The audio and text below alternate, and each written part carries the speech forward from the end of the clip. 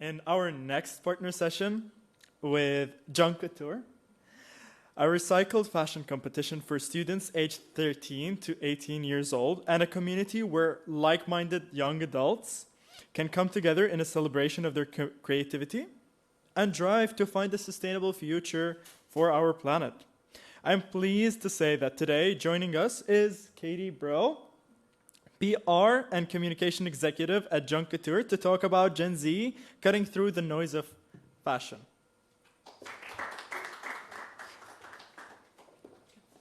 Slides back up. Mic on? Thank you. Great. I think you guys can hear me okay now? Great, thank you so much. So I'll just wait for the slides to come off. They should be, yeah? Oh, great. It's on me, of course. Hello, everyone, and thank you all so much for having me today. So thank you for the lovely introduction as well. My name is Brill, and I'm the Vice President of PR and Communications at Kouture. Just to give you a little bit of background of what Kouture is, it is a platform for youth creative expression that challenges students between the ages of 13 to 18 to create wearable fashion out of 100% recycled materials.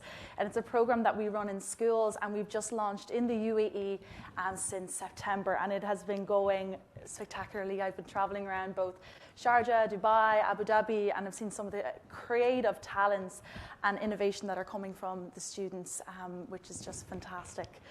I myself am a past participant of the Kouture program. I'm from Ireland and I'm 25 years of age, and I created a garment with my peers at the age of 16 out of orange peel skin, and I turned that into a leather material. And at that time, for me, I was a very creative kid, and the word sustainability was quite unheard of, and it was a very new concept to me. And it was through this program that it really sparked my drive to learn more about sustainability and this hidden world and this brewing crisis that was the fast fashion industry. To paint a picture for you, for myself, at the age of 16 to 20, I really didn't have disposable income to spend on fashion. I had a part-time job, I relied on my parents, but I had other important things like the cinema, concerts, buying coffee with my friends.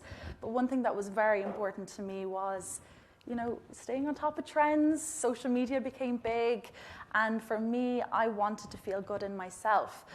And all of a sudden, I saw myself becoming sucked into this world of an overconsumption mindset. And I was totally swallowed into it. And I was buying garments quite regularly and for very cheap.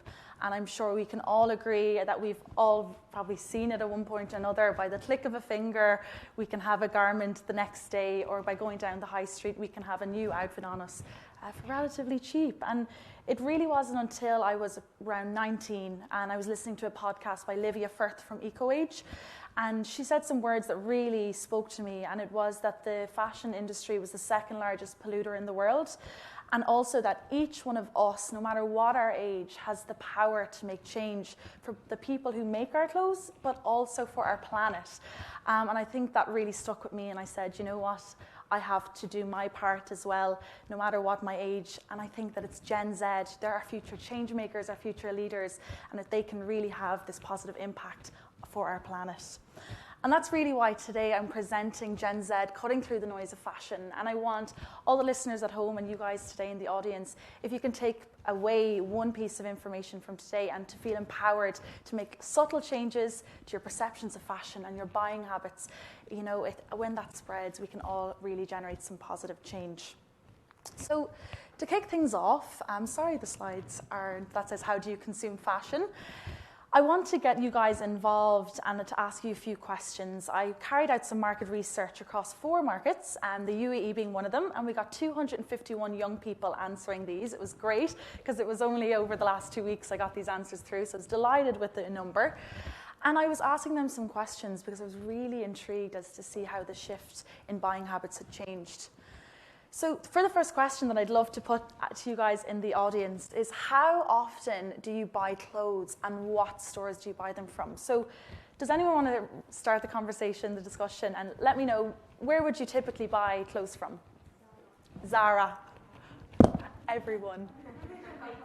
So we all love Zara. We absolutely all love Zara. I think it's probably the most common answer we got as well during the survey, no matter if the students were from the US, the UAE, from Ireland, it was a universal answer. Anyone else have any names they want to throw out? Being a guy, you don't shop maybe as As much. Us girls are largely the problem. No, I have to say on my behalf, I maybe shop maybe every 6 months, but I do it in a one big buyout, if that makes sense. So I just go and buy a bunch of clothes at one time. Yes. And then you have the Couture. I think this is a regular textile here that you have. So this happens maybe every Eid. Yeah, exactly. So you can do that. You can go to the stores. You know, I need a couple more T-shirts. I need a couple more trousers and whatnot, and you do the bulk buy. And that is a typical answer that we got from males. I think for females, I'd love to know, like, how often would you typically buy an item of clothing? And please be honest. There's no right or wrong answers. Honestly, I think I personally buy things out of boredom. Like, I think on behalf of all girls, I think we all don't need clothes, we just buy them to buy them. And on emotions as well. Yeah. You know, sometimes it's like with food, shopping's the same.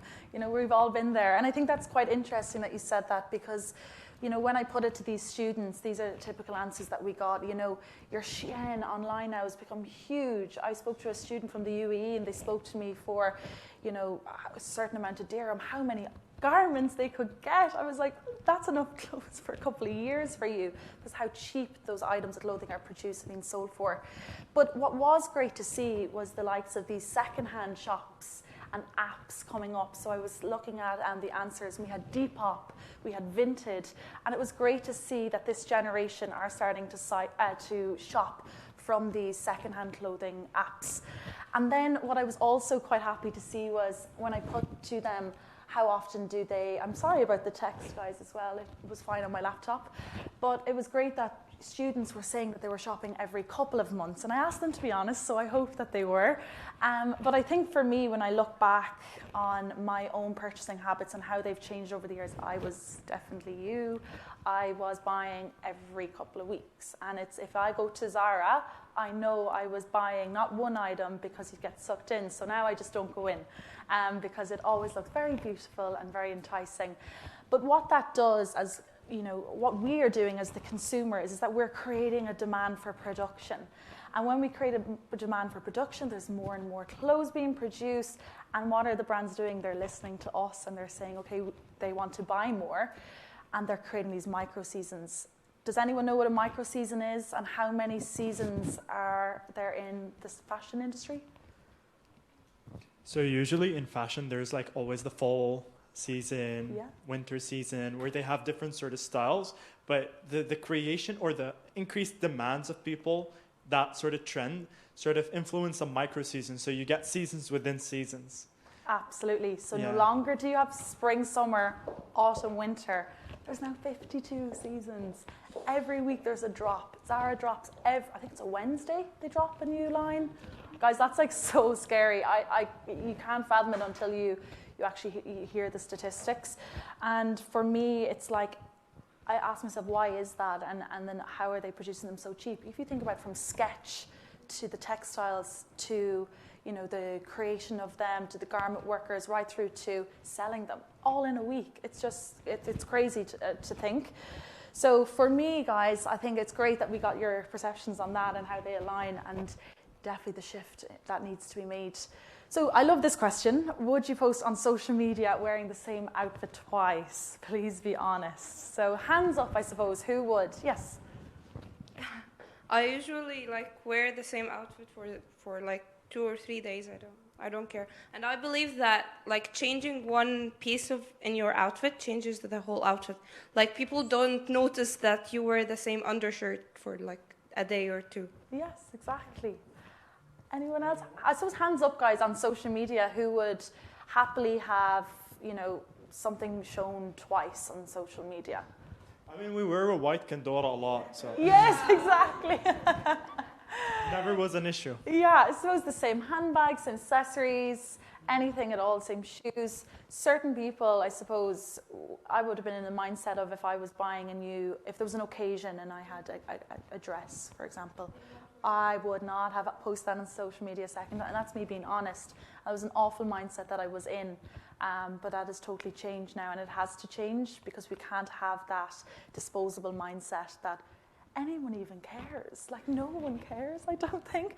And how awful of us as Gen Z to care. And I think what was great from the answer, this was more and more young people. So it was a lot of 13 to 18-year-olds answering this, but they were saying, yes, they do post on social media twice and they don't care. Where I think maybe when I was younger, there definitely was a larger percentage of no. So it is great to see that shift. And lastly, I want to ask you guys, how often do you re-wear your clothes? So I know you answered that, but to anyone else, would you wear a garment less than 10 times, less than 20 times, or more than 30? Anyone have so that could be like gym wear, a dress, a top. Would you does everyone agree that they'd wear it more than 30 times? Yes. And when you buy on Zara, I'm going to put it to you.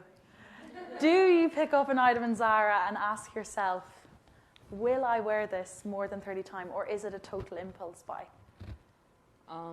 I don't really shop at Zara. I don't really like Zara. But if it's impulsive, then yeah. Of course, yeah. And I was like such a devil for that too. And that saying is where I got from Livia Firth's podcast. And she spoke to people and she said, when you're shopping, just ask yourself a simple question. This is something we can all do. Katie, will you wear that a minimum of 30 times? Because what that does is it adds longevity. Yes?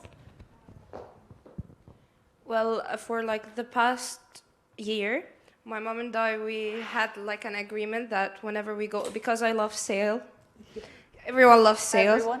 So whenever stuff is in sale, especially here in the UAE, sometimes the things are very, very cheap. Like it would be 300 dirhams, then you'll find it like for 50 dirhams. Yeah, so it's a bargain. You want to take it even if you don't like it. So we got that agreement, like even if I like something, we would like manage an outfit. We would create an outfit from like clothes that I have at home. Yeah. If I'm going to wear it like more often, then we'll get it. If not, I'm not getting it. There we go. Yeah. And that is the shift and the changes that needs to happen, because before with sales that would happen, and that's funny because you mentioned sales, it's one of my first slides as we dive into the fast fashion industry. I'm going to show exactly the impact that it can have on young people and how enticing it can be. Here we go, prime example. 8 cents is what 42 feels? I just like can't. I can't put that into words. Pretty Little Thing, massive fast fashion brand. I'm sure you've all heard of it in the news lately, on their labourers and what they're paying their staff, their garment workers. For me, this is everything that's wrong with the industry. How can you possibly make a garment for as little as 8 cents? If you think about what goes into the production of that garment, from the textiles to the designer to the buying the textiles, the production line, right through to the shipping and delivery and all that. If you ask yourself, at what cost is that garment made, and if you think that's not enough to cover all of that, ask yourself, does that even cover the wage of the garment worker who has made that black dress? Yes. So I believe when you see these like numbers, it's unfortunately because most corporations or like big fast fashion industry places, they go to people who are like under the poverty line. They don't have like even governmental like insurance or anything. So they are forced to work, and sometimes they are kids, like they're under 12 years old, and you'll see it's much more like concentration camps.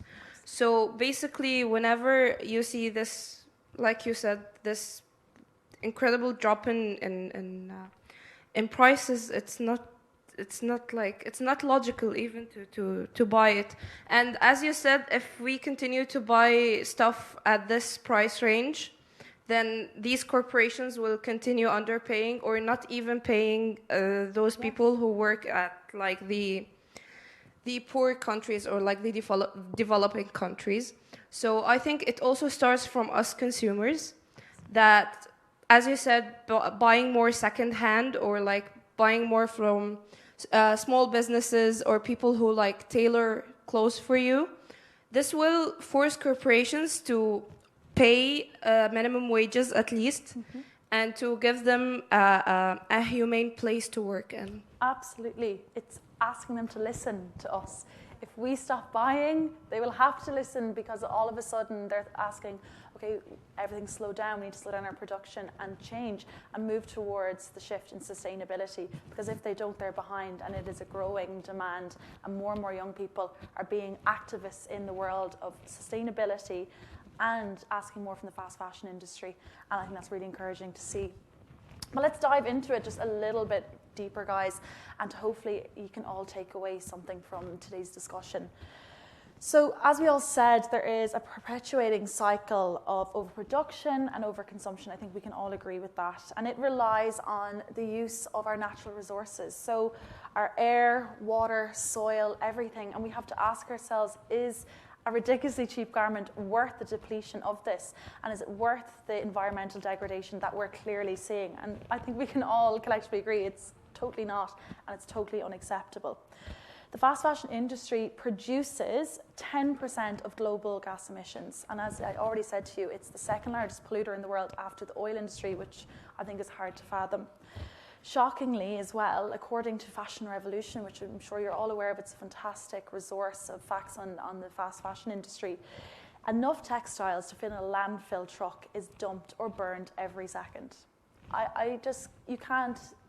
You can't imagine that. And where are they being dumped? They're being dumped in other countries, and it's affecting their water supply, and it's affecting their daily lives. Like, we're all very lucky to be able to get on with our lives and not have landfill trucks and mountains of textiles in the way of our daily living. And you can only imagine the effects that that's having on them.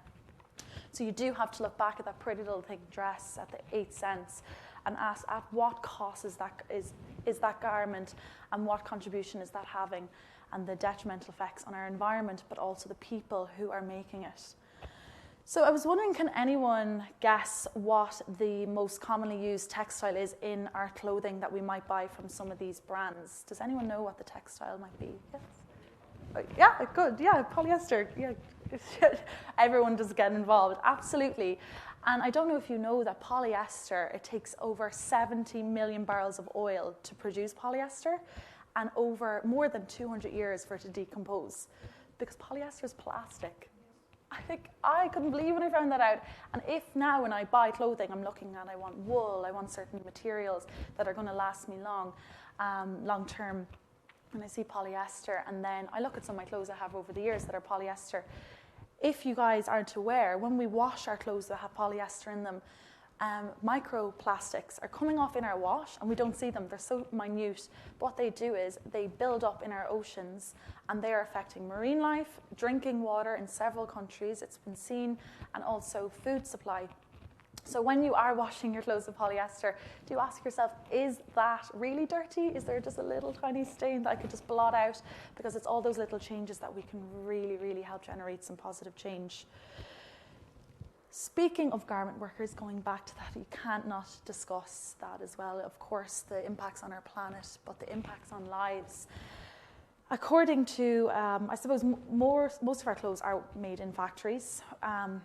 Their rights are limited or non-existent. And in Bangladesh is just one example.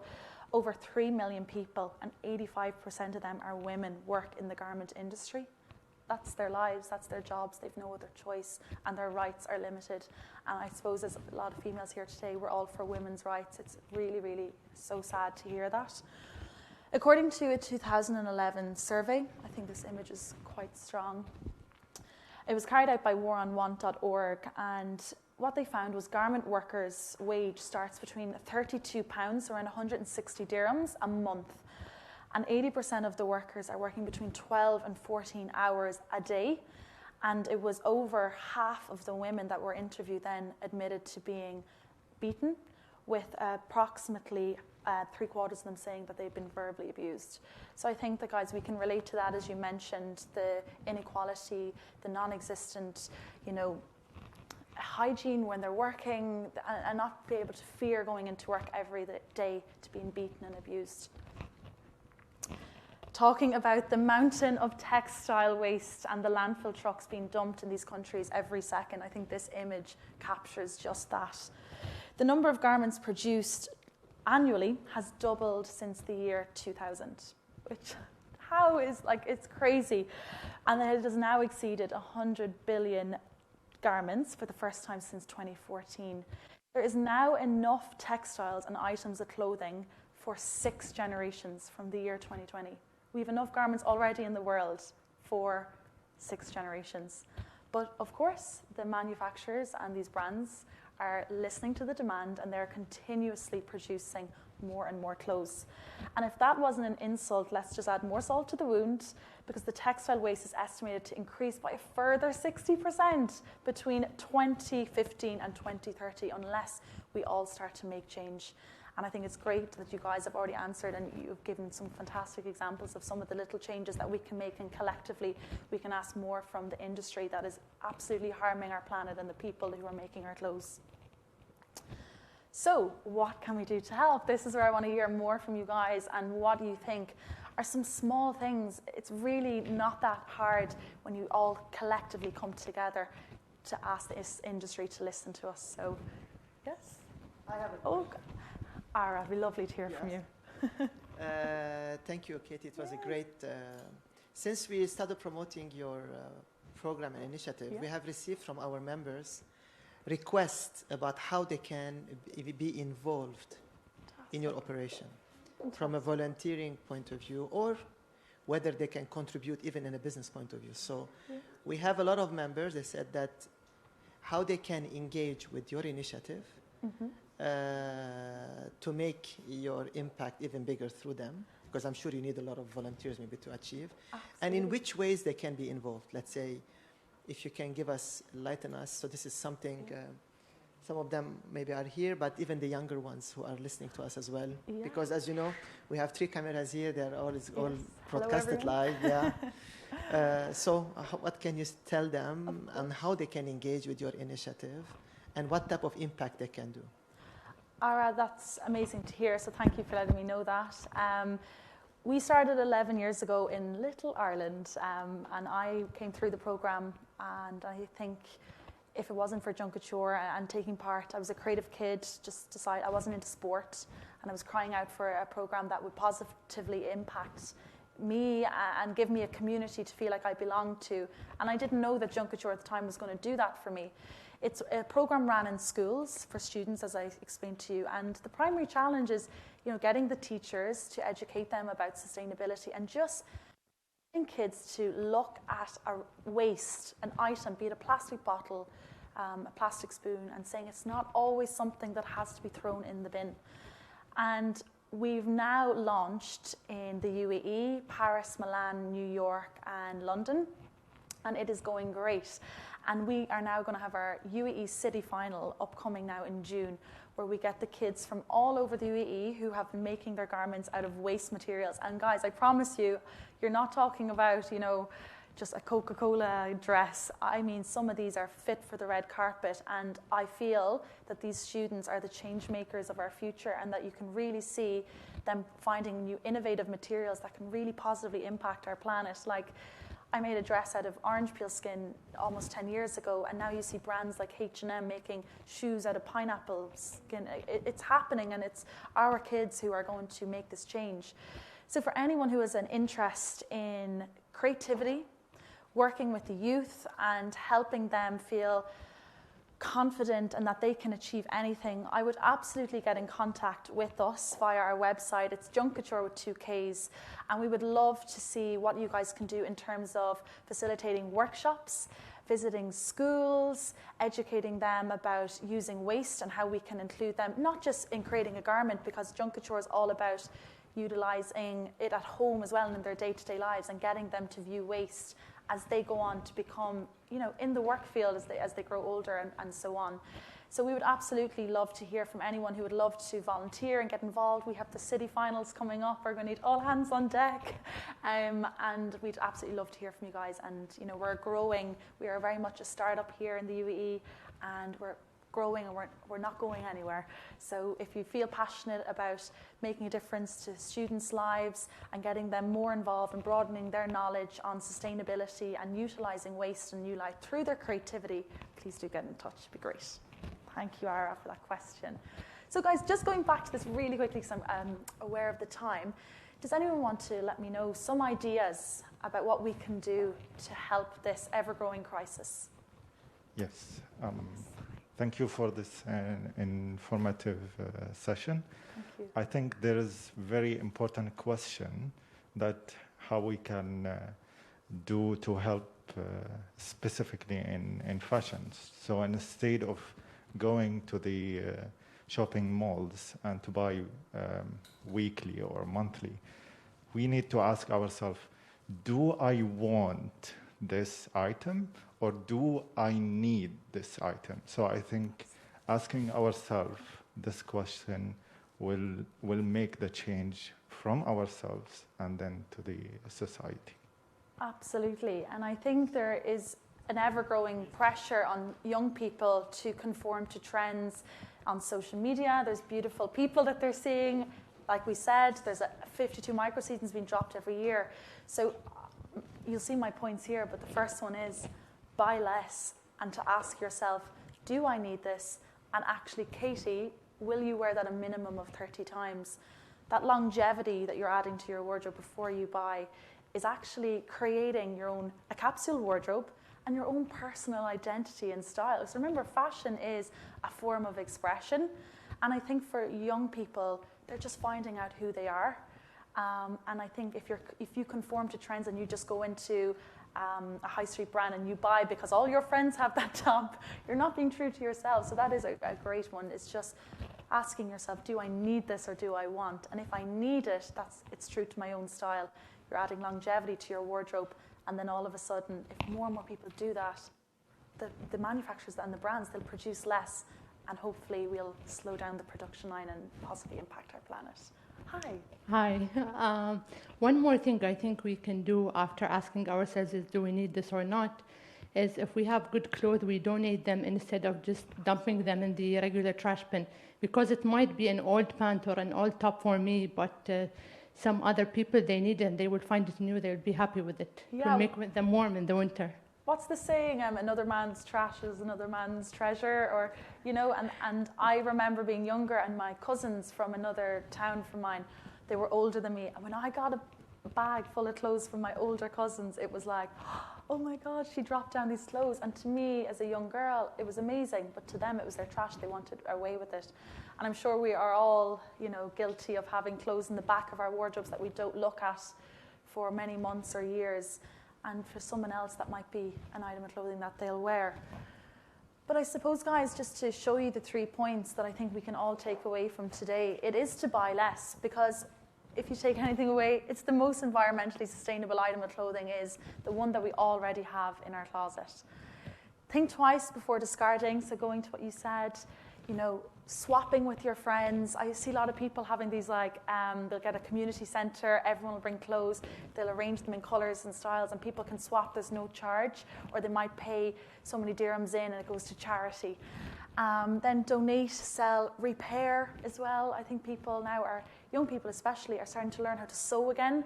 Things that our grandmothers used to do all the time. They would always patch up an old pair of trousers. They would never go to the stores and buy some more. Because from our grandmother's generation, we're buying 10 times the amount of clothing. Grandmothers and grandfathers, apologies. 10 times more clothing than what we're buying now. And also utilising textile recycling bins. A lot of brands now are starting to pull away the fibres that we have in our clothes and utilising them in the production, which is very promising. And just an odd one, but I hope everyone will remember this, is keep an eye on your washing. It's those microplastics as well that are having an awful impact on our oceans and marine life. So actually asking yourself, does my garment need to be washed? Or can I just give it a little patch? And keeping an eye out on these 3 things, guys, will really help generate that positive change for not just the planet, but for the people as well. So, hi.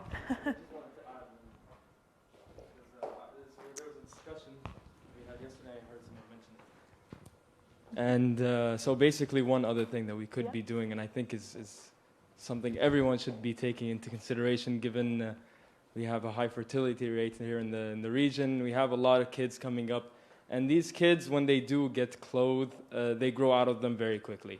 Yeah. So there is that thing that you could be doing within your family members and within your social groups that you have, where you have those hand-me-downs, and then you just keep on having those clothes be reused by the outgrown children, because it's not going to be long that they're going to be using that clothes, and I doubt that they're going to be using it more than 30 times if that's the case.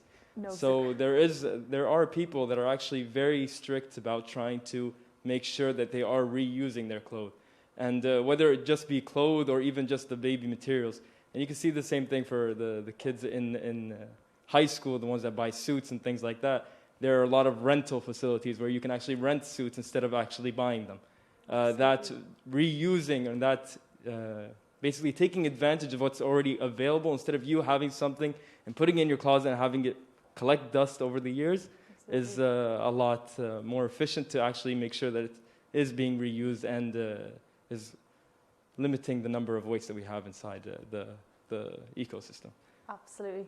Fantastic points as well. There's lots more of those establishments coming up where you can just rent garments. It's a fantastic resource that is, coming up more and more in the market. So thank you for that suggestion. Hi there, you have a question. Hi, thank you so much for your time today. I just wanted to add something else that I'm not sure if it was comprehensively covered. Just the importance of actually looking at the whole supply chain and just seeing also, sustainability, but beyond. So social sustainability. How are these companies treating their workers? What's the pay? What's the living conditions?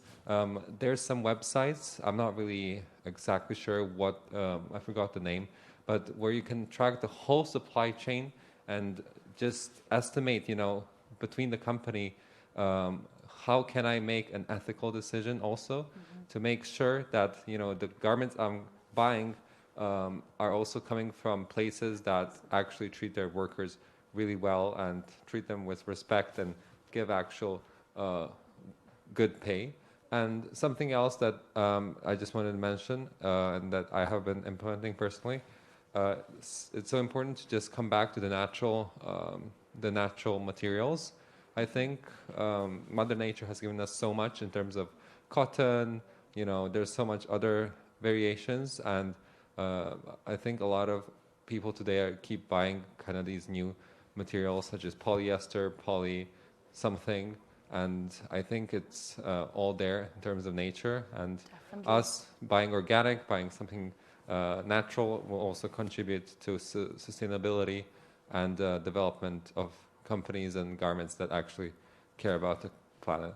So that's about it for me. Yeah, definitely. And just being aware of the term greenwashing as well and looking into brands, like you said, and also when you're shopping, not being afraid to look at the labels and to see, what is the composition of the materials being used, because sometimes you'll see wool, but then you look at it and it's like 10%. And I was shocked as well one time I bought a wool jumper and it was 80% polyester. So that greenwashing where they're convincing you that this is more of a sustainable material when it's actually not. So thank you for those points.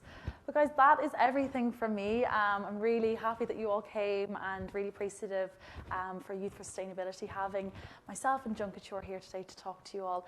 Any questions at all, you can of course go to our website. It's Kouture with 2 Ks. I know a lot of people do the C. And yes, thank you so much for having me. Thank you.